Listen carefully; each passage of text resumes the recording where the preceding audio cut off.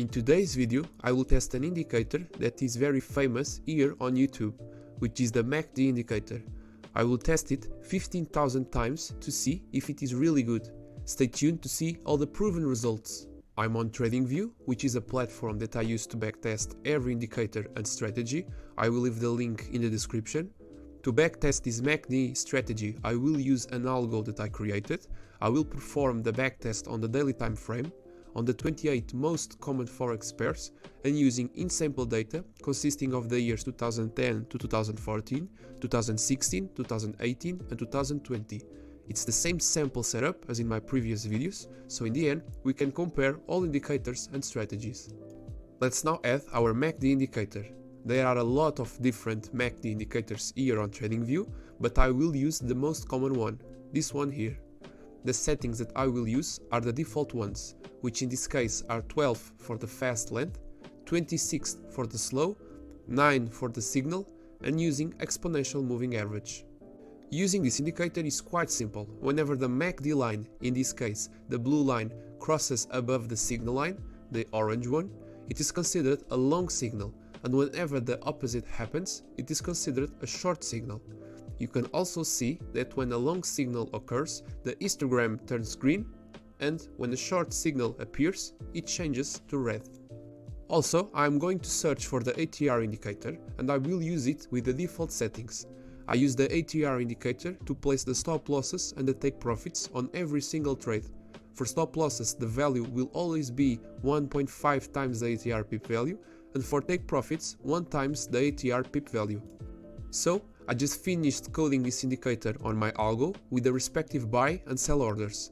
And another important point in my code is that whenever the indicator gives a new signal before the previous one is closed, the algo will close the position that was already open and enter in the new one. Let's see if everything is okay in our code. Here we have an example of a short signal. The algo considered the entry point after the closure of the signal candle given by the MACD indicator. The stop loss value is 1.5 times the ATR pip value, in this case 1.5 times 61.8, which is 92.7 pips, and for the take profit the value is 1 times the ATR pip value, so in this case 61.8. This trade will be a profitable one. The take profit was hit here. After that short signal, the strategy gave a long signal.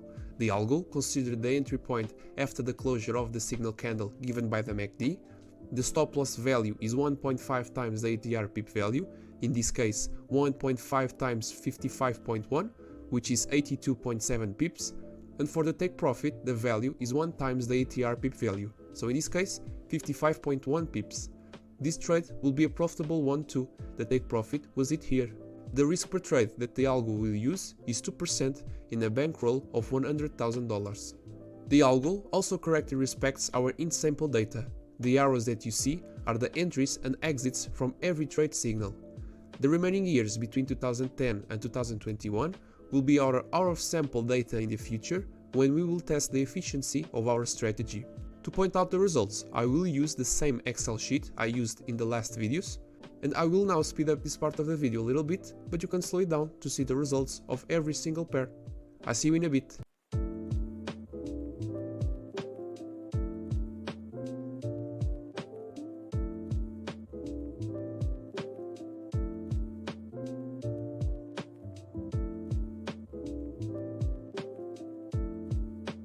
Here are all our backtest results from 8 years, and we can see that after 9,336 trades, our MACD has an average win rate of 55.18% and a profit above 100%.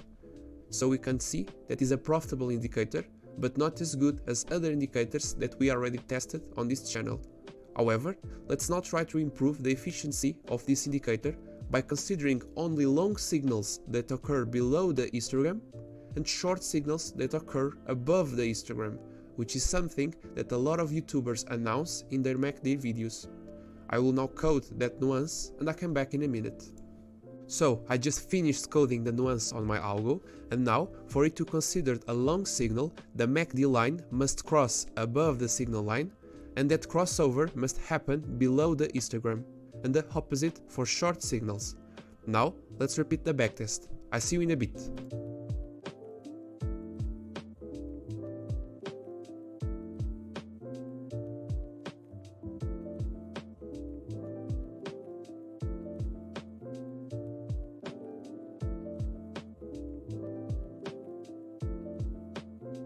Here are all the new backtest results.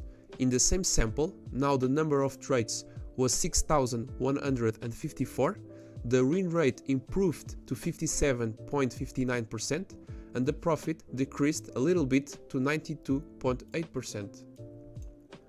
Despite the profit being lower than the first backtest, the win rate was significantly better, and by so, this nuance really improved the MACD efficiency. However, it was not enough to get a higher place on our ranking system. In conclusion, we prove that the MACD is a profitable indicator that you should try with other settings or on other timeframes. In a future video, I will also create a profitable and solid system using the MACD indicator as our main confirmation indicator, so stay tuned.